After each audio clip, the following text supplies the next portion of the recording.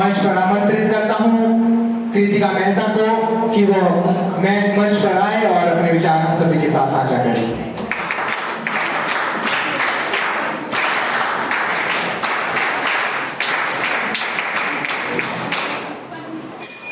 तुम मिट्टी को महबूब लिखो, भारत को अपनी जान लिखो। तुम मिट्टी को महबूब लिखो, भारत को अपनी जान लिखो। तुम देश की मिट्टी मिट्टी में, तुम राम लिखो, रहमान लिखो। इतिहास बनते हैं परिवर्तन से, बलिदानों से। इतिहास बनते हैं परिवर्तन से, बलिदानों से। सब लिखते हैं स्याही से, मगर तुम लहू से हिंदुस्तान लिखो। नमस्कार, परम आदरणीय आज के कार्यक्रम के मुख्य अतिथि महोदय, मंच पर विराजमान अध्यापकगण, निष्पक्ष निर्णायक मंडल व देश का उज्जवल भविष्य, छात्र एवं छात्राओं, मैं एनएसएस वॉलंटियर कृतिका वर्मा आज के पावन अवसर पर अपने कुछ विचार साझा करना चाहती हूँ।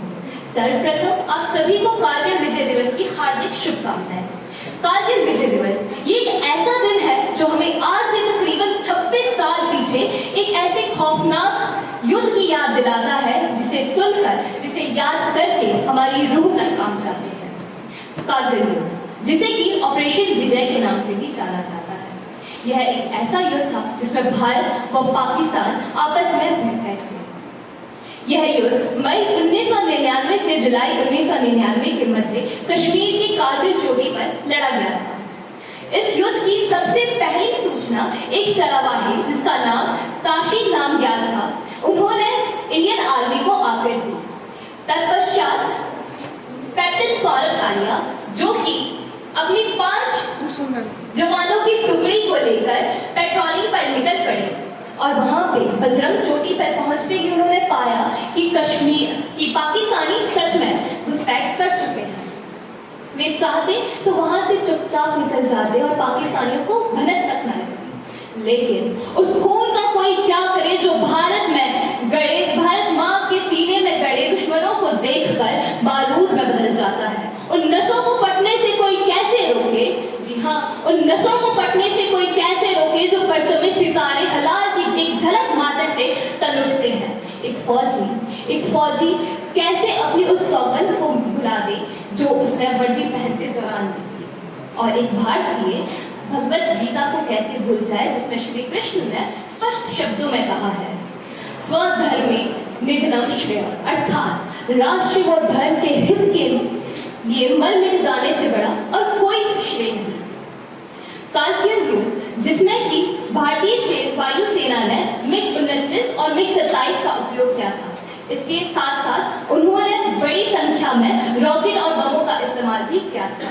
इसके अलावा उन्होंने R-77 नामक एक मिसाइल का उपयोग भी किया ताकि वे पाकिस्तानी ठिकानों को ध्वस्त कर सके। महोदय, जैसा कि हम सभी जानते हैं कि यह जो युद्ध हुआ था वो तकरीबन 18,000 फीट की ऊंचाई पे कारगिल में लड़ा गया था, जो कि बहुत ही ठंडा और बर्फीला इलाका है। इस युद्ध में हमने अपने 527 सैनिकों को खो दिया और लगभग 1300 से ज्यादा जवान घायल हो गए। कैप्टन विक्रम बत्रा, सौरभ कालिया, राइफलमैन अशोक कुमार और ना जाने कितने ही ऐसे सैनिकों को हमने आज के दिन खोया है। मैं कितनी भी कोशिश कर लूं मगर ये किस्सा रह जाएगा आधा। मैं कितनी भी कोशिश कर लूं मगर ये किस्सा रह जाएगा आधा। अरे किस किस के नाम गिनाऊं? सांसें कम है और उन वीर जवानों के नाम है ज्यादा, उन वीर जवानों के नाम है ज्यादा। कारगिल एक ऐसी जगह है जहाँ पे एक मिलीग्राम ऑक्सीजन के लिए भी लोग तरस जाते हैं। ऐसी जगह में हमारे भारतीय सेना ने अपने बाहुबल की ज्वाला में शांति प्रियता की जूठी पानी नहीं पड़ने दिया। अंत में इन सभी जवानों की शहादत के लिए, इनकी वीरता के लिए मैं कुछ पंक्तियां कहना चाहूंगी। मैं दुश्मनों से नहीं डरता, मैं भारत का जवान हूँ। मैं दुश्मनों से नहीं डरता, मैं भारत का जवान हूँ। सियाचिन की रेत हूँ मैं, बरसर की रेत हूँ मैं, सियाचिन का आसमान हूँ। मैं दुश्मनों से नहीं डरता, मैं भारत का जवान हूँ। मैं जून में जलती रेत पे लेटे कहता हूँ आज सर्दी थोड़ी कम है, दिसंबर की ठंड पीकर कहता हूँ गर्मी का मौसम है। मैं बर्फ में 9 दिन दफन रहकर जिंदा निकलता हूँ। -30 डिग्री में भी राइफल टांग के घूमने निकलता हूँ।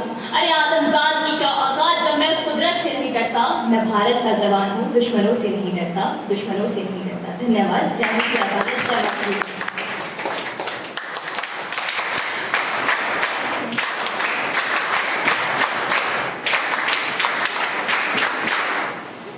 धन्यवाद साक्षी, सॉरी कृतिका, काफी अच्छे विचार आपने हम सभी के साथ रखे कि मंजिलें उन्हीं को मिलती है जिनके सपनों में जान होती है, कि मंजिलें उन्हीं को मिलती है जिनके सपनों में जान होती है। पंखों से कुछ नहीं होता है मेरे दोस्त, कि पंखों से कुछ नहीं होता है मेरे दोस्त, हौसलों में से उड़ान होती है, हौसलों